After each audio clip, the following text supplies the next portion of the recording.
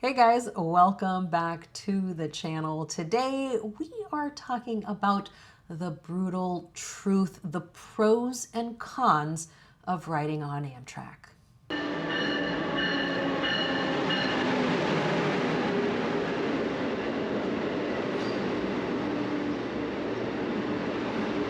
All right, so we all know that Amtrak has its pros and cons.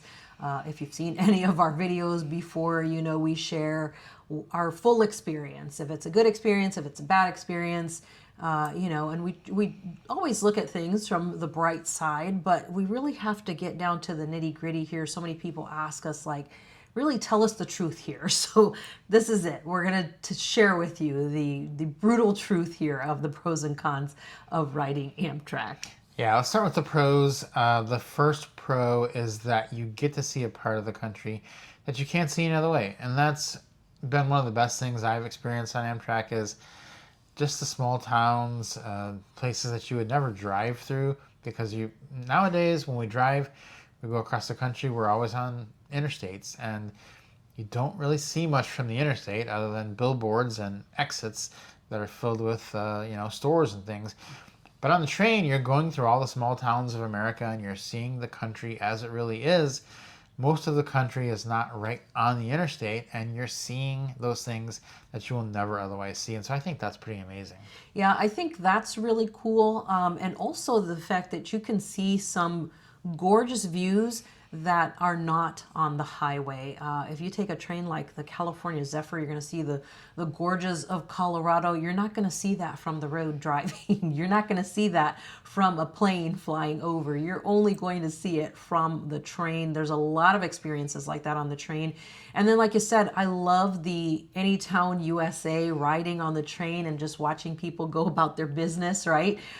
Through these little towns that you would never notice or see or know about because you're on the interstate way off from wherever they are. And so I think that's really cool too to see that. And I also love getting a totally different view of the big cities because you're seeing a part of it that doesn't usually run along the highway. Riding Amtrak is better than flying. You do get more leg room. You can get off the train. You can't get off the plane in the middle of the flight. There is no TSA or security you have to go through, so there's very little hassle once you get to the train station. It's just a better experience. It's a more civilized experience than flying. Flying feels like it's a hassle. Like it's just not fun anymore, and it's not been that way for some time. Riding the train is still fun, and riding the train is still enjoyable. We actually look forward to the days that we're on the train. We don't look forward to the days that we have to fly, unless we have business class. That's a little bit different, but you still have all the airport hassle that you have to go through. But riding the train is just fun. So I think it's a better experience overall, and that's a big pro for Amtrak. Yeah, I think that, the whole airport experience is so stressful. And it's one of the reasons why we love traveling on the ground by train as much as possible, sometimes by car, but mostly by train, because it is a much more civilized way to travel. Again, you show up to the airport hours ahead of time, and now it's getting worse and worse. You have to show up, 3-4 hours ahead of your flight, even if your flight's only like an hour and a half or 2 hours. So you have to show up earlier, more time ahead of your flight than you're even going to be in flight. And then when you get there, you got the hassle of, oh, I really hope my bag made it and all that kind of stuff. You don't have to worry about all of that on the train. And then on top of that, you've got much more comfortable seats. You can sit back, you can put your legs up, and it's very comfortable. It's just it just feels so civilized to travel this way. Yeah, and Amtrak is a very slow-paced, relaxing atmosphere. It's not a stressful situation at all. You're never worried. It's just relaxing, and you can eat in peace. It feels like on the plane they bring you the meal. It's like they bring you the meal, and then like a couple minutes later they're coming to get the meal from you, and it's like, well, you can't get up while they're doing all that. You couldn't go to the bathroom because you can't make it there. So it's just very like, oh, there's all these restrictions, and Amtrak, you can do whatever you want. You can get up, you can walk around, you can eat in the dining room, you can eat in your room. it's just great because you have a lot of choices. Yeah, and on a lot of trains, they even have observation cars. You can go hang out with other people, meet other people on the train. Like you can actually get up and move around and have like, a lounge area that you can go sit in. You could never do that on a plane. So that, I mean, yeah, obviously there's a few exceptions, but you mostly cannot do it on most planes. You cannot go sit in a lounge area and hang out with other passengers. You're locked into your seat, for the time that you're on that flight. So it's not that great. If you are in a sleeper car, you do get a full experience with your meals included, and you can take those in the dining room. You can take them in your room, and it is just a great thing. Like I think part of the problem with the planes now is that they don't serve meals on a lot of routes that we've been on lately. Is there's just nothing included, or there's nothing even available, which is kind of shocking. So we like that you get the full dining room experience on the train with actual meals, like actual real meals with steak or something like that. Yeah, I mean, we had a flight recently that was almost 2 hours long, and the only thing they served was water in a tiny paper cup that they walked around the cabin with them. And they're like, here's your tiny, it wasn't even filled, it was like half full. Here's your little cup of water. And you're just like, that's it? That's all we're getting?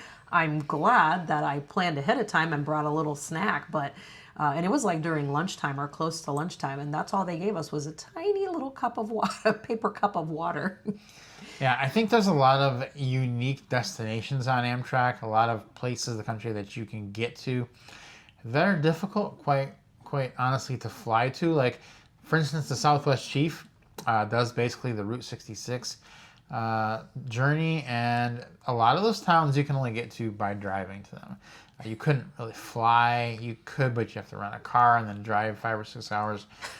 So the train going there is pretty unique in that it gets you directly to places without the need to drive a car that otherwise you'd have to fly and drive to get to.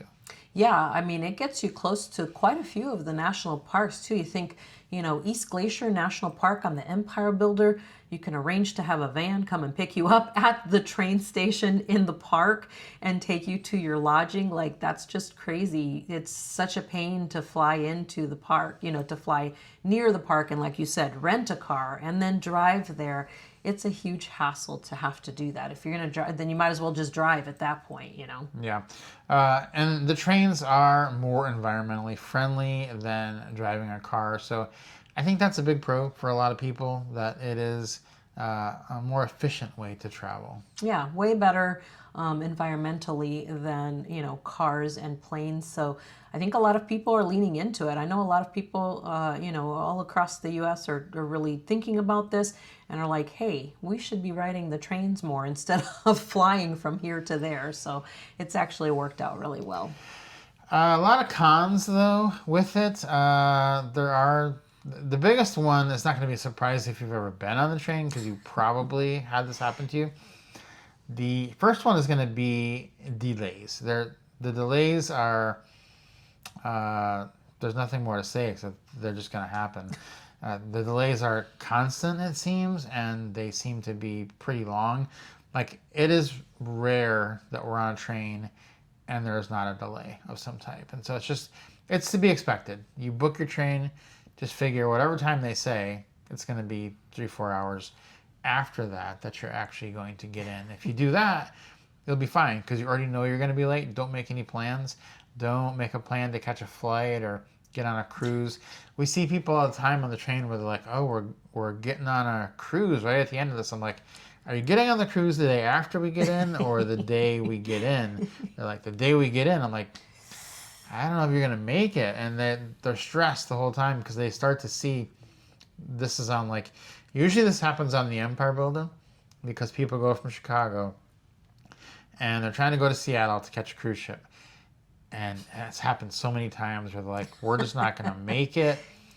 They start planning ahead, like while we're on the train, like if we get off here and rent a car, we could drive faster than the last 2 hours and maybe make it to the port and then somehow turn the car. And they just start coming up with all these wild plans to actually try to make it to their cruise. And it's very, very stressful. Honestly, I was stressed for them. because this was actually like their first cruise, and it was like this whole thing, and they were going on a cruise to Alaska from Seattle, and it was like this whole big thing. And I was like, oh my gosh, it's their first cruise and they're gonna miss it because the train is so late. Like, we say this probably almost every single video. Don't plan stuff like that on the day of arrival. I remember we ended up making it in that they still had time to get on the ship, and they were stressed waiting on their Uber at the station. When we came out, we were just walking across the street to our hotel, right there at the Embassy Suites. But they were, as we were walking out and across, they were out front waiting, looking around, which is my car, which is our car. They get on it and get down to the cruise ship, and hopefully we're going to get there in time. But boy, that is so stressful. Another time I heard somebody had some court date they had to get to or something in time, and I was like, you're not going to make it in time, kiddo. It's such a huge problem, and there doesn't seem to be an end in sight. As a matter of fact, I feel like it's getting worse and worse now. It used to be you could get there maybe close to only about 2 hours. Now it's 3, 4, 5, 6. I'm hearing all the time from people, and it has been our experience as well, which is really a bummer that that's the case, because that really makes it much more challenging for people. Yeah, another truth is that the trains are old. There's no way around that. Outside of the brand new trains coming up in the Northeast Corridor, these trains are old. They're 50 years old, and some of them look like they need a major update or just need to be scrapped. And it's not just the appearance of them that is bad. The actual equipment is starting to fail on a lot of trains, and a lot of them, they'll put them out there even though the equipment is not up to par. And so you'll end up with maybe your air conditioner doesn't work that great, or the toilets seem to get clogged up or backed up quite often on a ride. Not often, but more than they should. Once is too much. So it's just, they're old, and there's not much they can do about that, but you will notice that they're old. Yeah, the crazy part is that instead of getting new train cars, they're just taking the old ones, ripping out the old, upholstery, putting new one in there, and saying, look, it's new, new and improved. It's like, it's still the old train car. It's still going to have all the same problems, electrical issues, plumbing issues, things like that. Just taking the old upholstery out, putting some new one in. Half of it, they're not even doing the whole thing. And, they're still leaving like the carpeting in. And it's like, these things need to, at the bare minimum, be deep cleaned. And then really, they just need to replace the entire fleet. It's really deteriorated so badly. It's really sad, honestly, that they haven't kept up with it real well. I don't know how they did, in the past 20, 30 years ago.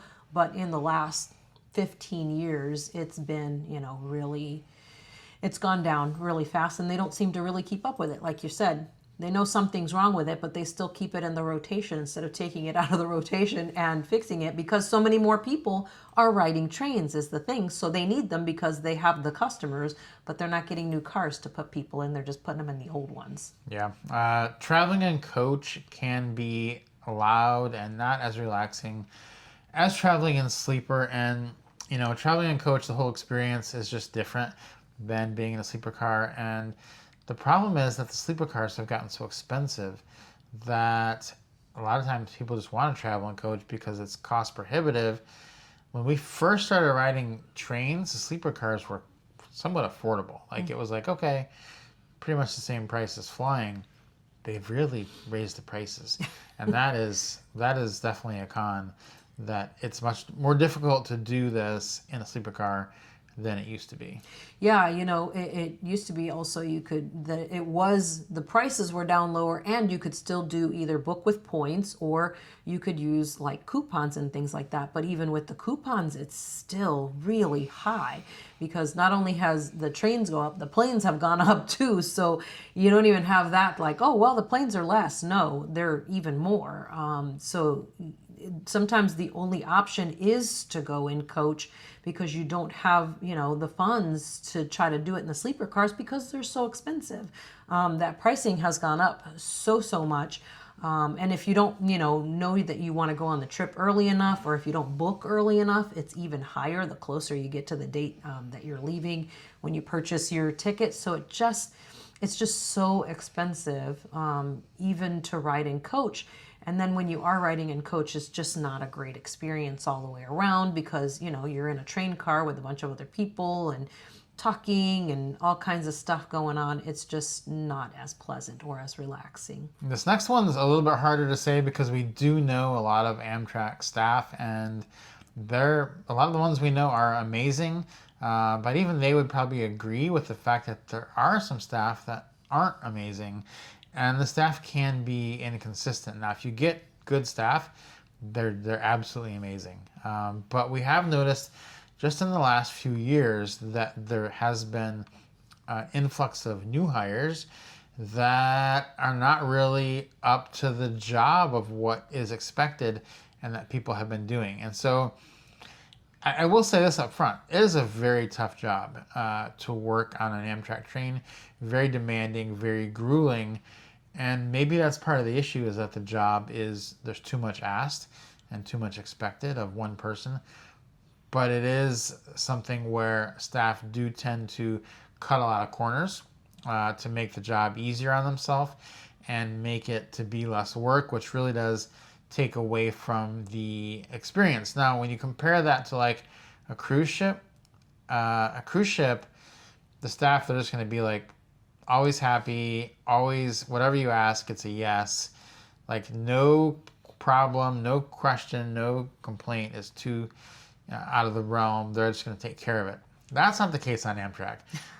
There will be some people that do that, but probably at least half the time they will not do that. Yeah, I think one of the things to note too is that I feel like the staff that we've had that we have really loved on Amtrak have almost always been people who also loved trains. And I think that has a lot to do with it. Not only do they love trains, but they also understand it and traveling on it. And I think all the new people they're bringing in, because they're trying to bring in so many people at once, I think one of the issues is they're just bringing in whoever wants a job. And it's a nice job. It does pay well. Yes, it is very challenging. It is grueling, especially if you're like an attendant. It's really long hours. It is a tough job. We totally understand that. However, you are taking the job with the understanding that they are grueling hours, that it is hard work. And just, to at least kind of sort of like trains. I mean, we've asked staff people questions before about, oh, is this the Superliner 2 or like whatever? And they're just like, I have no idea what you're talking about. I'll have to ask the conductor. I have no idea what that means. Like, wow, okay. Like, that's just kind of crazy to think. You work on a train, you don't even know what kind of train you're traveling on. I'm not saying they need to know everything head to toe about a train, but just the slightest bit of like for a train. And I feel like I said, the staff we've had in the past that have been amazing have been people who have really enjoyed trains and love working on a train and love talking about trains and know a lot about trains. Yeah, if you're not a trained person, it's a really tough job to do, and you will not do it as well as someone that loves trains because you're not willing to make that sacrifice. And it does really show. We get some people that just love Amtrak and love trains. They do a much better job than anyone else on the train. And so for those people, we're very thankful because they really bring the experience up to a whole new level. There are limited routes, which I think is a con on Amtrak, and you can only go where there's tracks. And, with flying, you can basically fly anywhere. Driving, you can basically drive anywhere. But with Amtrak, they don't seem to be adding any new routes with any regularity, and they'll talk about maybe we're going to update this, and then it's like, well, maybe in 15 years we'll get that. But like a very simple route that everyone wants is Atlanta to Chicago. That is nowhere near being seen. And, it's a missed opportunity because with more routes, I think there would be more ridership. But it's still something where you can kind of piece routes together and do a whole trip. But we just wish that there were more routes to choose from. Yeah, I think that is a huge holdup for Amtrak, that there isn't more availability. I mean, there are only so many routes that cross the country. There's certain sections, the trains don't go into every state, although they do go into almost all of them, but they don't go into every state. So that already is an issue there. And then the routes, go the ones that go east to west. Once you get, from Chicago over to the West Coast, there's many sections there of the country that are not covered by the trains, and they just kind of get, left out. So that does leave out anybody who's trying to get to those areas. It would be nice if they had more coverage, because there are lots more tracks. They're just not using them all because I don't know why.